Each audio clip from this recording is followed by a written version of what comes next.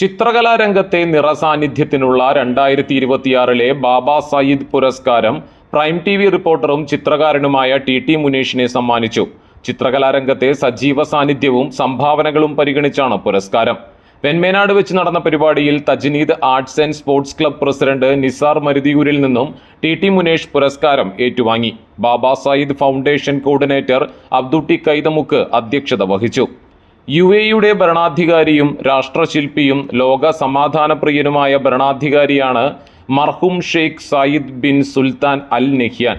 അദ്ദേഹത്തിന്റെ ഓർമ്മയ്ക്കായുള്ള പുരസ്കാരമാണ് Baba Zayed cultural foundation international പുരസ്കാരം.